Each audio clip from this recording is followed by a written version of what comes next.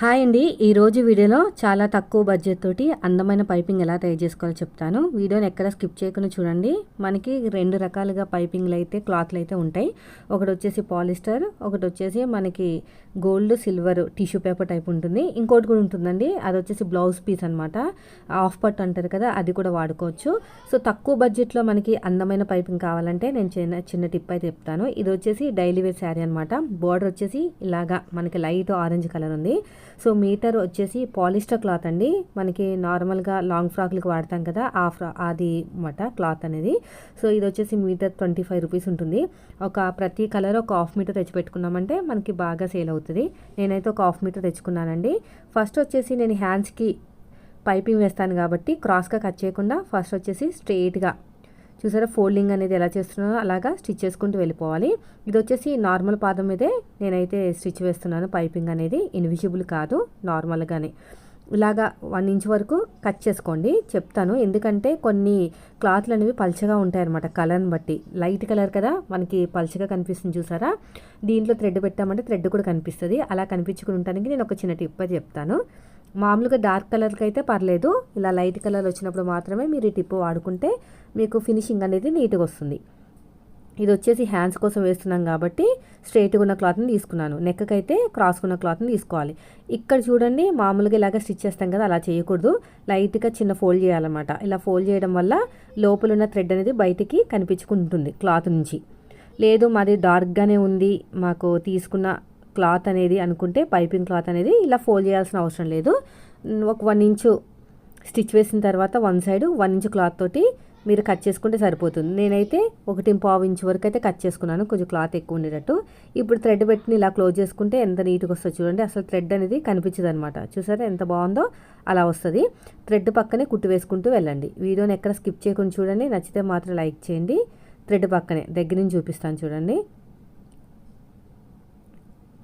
చూడండి థ్రెడ్ పక్కనే కుట్టుకుంటూ వెళ్ళాలి. ఇలాగా స్లోగా నార్మల్ పాదంతో ఇలా నీట్గా కుట్టుకుంటూ వెళ్ళిపోవాలి. ఇలా మొత్తం కూడా ఇలా ఫోల్డ్ చేసుకుని నీట్గా స్టిచ్ చేసుకుంటూ వెళ్ళిపోవాలి. ఇలా మొత్తం కూడా. ఇప్పుడు ఎగస్ట్రా ఉన్న క్లాత్ని కట్ చేసుకోండి. నేనైతే హెమ్మింగ్ చేస్తానండి, అందుకని చెప్పేసి రెండో సైడ్ స్టిచ్ వేయట్లేదు. చూసారా ఎంత బాగా వచ్చేసిందో. అసలు మీకు లోపల థ్రెడ్ కనిపించట్లేదు కదా, అలా ఉంటుంది అనమాట. రెండోది కూడా చూపిస్తాను, తర్వాత నెక్కి చూపిస్తాను. వీడియో స్కిప్ చేయకండి. సో రెండోది కూడా ఇలాగే ఫోల్డ్ చేసుకుంటూ వెళ్ళిపోవాలి. ఇలా మొత్తం కూడా ఇలా ఫోల్డ్ చేసుకుంటూ వెళ్ళిపోండి. ఎగస్ట్రా ఉన్న క్లాత్ని మొత్తం కూడా నీట్గా కట్ చేసేయండి. ఇప్పుడు 12వ నెంబర్, ఇది వచ్చేసి 12వ నెంబర్ అండి. 12వ నెంబర్ థ్రెడ్ తీసుకుని ఇలాగ ఫోల్డ్ చేసేసుకుని స్టార్టింగ్లో రఫ్ ఇచ్చేసుకుని నీట్గా ఇలాగా స్టిచ్ చేసుకుంటూ వెళ్ళిపోవాలి. మనకి థ్రెడ్ ఎంత లావు ఉందో అంత లావు ఫోల్డింగ్ అనేది ఉండాలండి, లూజ్ రాకూడదు. టైట్గానే ఇలాగ పట్టుకోవాలన్నమాట, అప్పుడే ఫినిషింగ్ అనేది నీట్గా వస్తుంది. ఇలా మొత్తం కూడా ఇలా ఫోల్డ్ చేసుకుంటూ వెళ్ళిపోవాలి. నేను ఎలాగైతే ఫోల్డ్ చేస్తున్నానో అలాగా ఇలాగా మొత్తం. ఇప్పుడు ఎగస్ట్రా ఉన్న క్లాత్ని కట్ చేసేయండి. రెండో సైడ్ మనం హెమ్మింగ్ చేసుకుంటాం. చూసారు ఎంత బాగా వచ్చేసిందో. సో ఇప్పుడు నెక్ చూపిస్తాను. తక్కువ బడ్జెట్లో ఒక 10 రూపాయలు కూడా కాదమ్మోనండి, ఎందుకంటే నేను హాఫ్ మీటర్ తీసుకున్నాను. అవసరమైతే మీటర్ కూడా తీసేసుకోవచ్చు. 25 రూపీస్ కాబట్టి 5 రూపీస్ క్లాత్ అయితే పడుతుంది మనకి. సో ఇప్పుడు క్రాస్కున్న క్లాత్ని తీసేసుకుని ఇలాగ జాయిన్ చేసుకున్నాను. కొద్దిగా మనకి క్లాత్ అనేది వేస్ట్ కాకుండా చూసుకోవాలండి, ఎందుకంటే మనం కొన్న క్లాత్ కదా, వేస్ట్ కాకుండా చూసుకుంటే మనకి ఎక్కువ బ్లౌజులకి వస్తుందన్నమాట. ఇక్కడ ఫోల్డింగ్ అనేది ఎక్కువ చేసుకోవాలండి. నెక్ కోసం అయితే ఇక్కడ ఫోల్డింగ్ అనేది ఎక్కువ చేసుకోవాలన్నమాట. నార్మల్గా చేసినంత కాకుండా కొంచెం ఎక్కువ చేసుకోవాలి. అలా చేసుకుంటాం వల్ల మనకి థ్రెడ్ అనేది బయటకు కనిపించదు.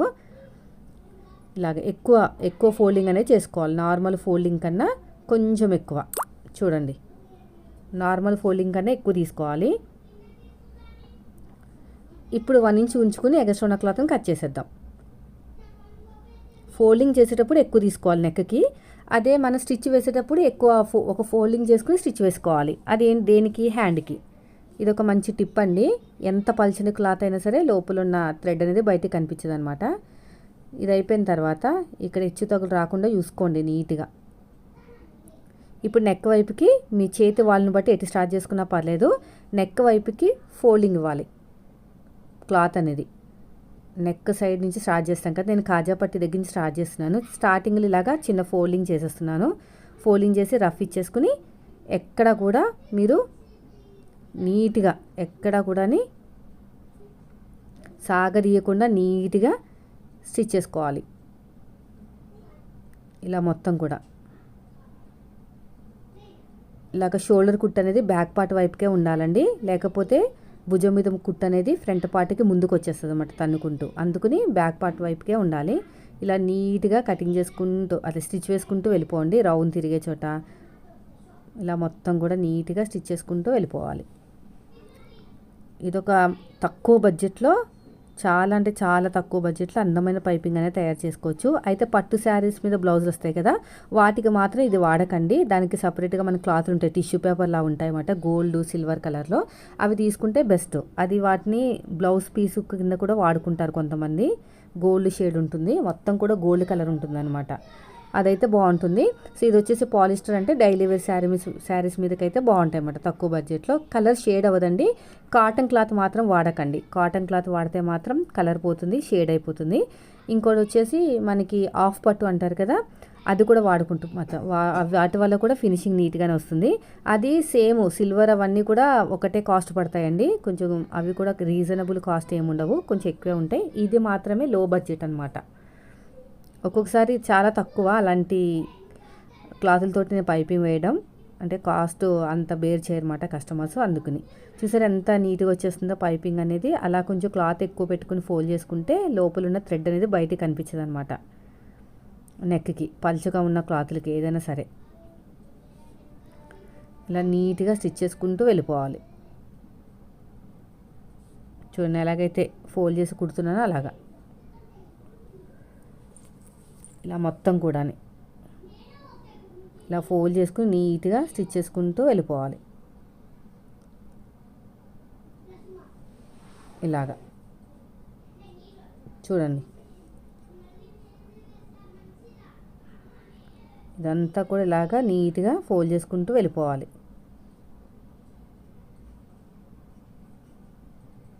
చూసారు ఎంత బాగా వచ్చేస్తుందో, అలాగే వస్తుందండి, చాలా బాగుంటుంది. మనకి ఒక 5 రూపీస్ క్లాత్ అయితే అవుతుంది అంతే. మనకి 5 రూపీస్తోనే పైపింగ్ అనేది తయారైపోతుంది. చూడండి ఇలా నీట్గా స్టిచ్ చేసుకుంటూ వెళ్ళాలి. ఇలా ఫోల్డ్ చేసుకోవాలి, ఇలా నీట్గా ఫోల్డ్ చేయాలన్నమాట. ఎంత నీట్గా ఫోల్డ్ చేసుకుంటే పైపింగ్ అనేది అంత బాగా వస్తుంది. ఫస్ట్ నుంచి లాస్ట్ వరకు ఒకటే ఖర్చు మెయింటైన్ చేయాలండి, అప్పుడే పైపింగ్ బాగా వస్తుంది. రెండో సైడు నేనైతే హెమ్మింగ్ చేయించేస్తాను. వాళ్ళకి హెమ్మింగ్ కావాలని అన్నారు. లేదు మాకు అలా ఏం లేదు అనుకుంటే మీరు పక్కనే స్టిచ్ వేసేయచ్చు మిషన్ మీద. చూసారా ఎంత నీట్గా వచ్చేస్తుందో. రీజనబుల్ కాస్ట్ తోటి అందమైన పైపింగ్ అయితే రెడీ అవుతుంది. ఇది కూడా మన డైలీ వేర్ శారీస్ మీదకైతేనే బాగుంటుంది. పట్టు శారీస్ వచ్చినప్పుడు టిష్యూ పేపర్స్ ఉన్న క్లాత్ తీసుకోవాలి. అది మీటర్ వచ్చేసి 120-130 ఉంటుందండి. సో 1 మీటర్కి 10 మందికి వేయచ్చు అనమాట. ఇంకా వీపు పాటు కూడా వేయాలంటే 9 మంది 8 మందికి వస్తుంది. అలాగా దాన్ని బట్టి కాస్ట్ కూడా తీసుకోవాలి. ఇంకా రఫ్ ఇచ్చేసుకుని తీసేసామంటే మనకి అందమైన పైపింగ్ అనేది రెడీ అయిపోతుంది. చూసారు ఎంత బాగుందో. ఇదండి ఈరోజు వీడియో. నచ్చితే మాత్రం లైక్ చేయండి. మీరు మన ఛానల్ ఫస్ట్ టైం చూస్తే సబ్స్క్రైబ్ చేయండి. Thank you for watching.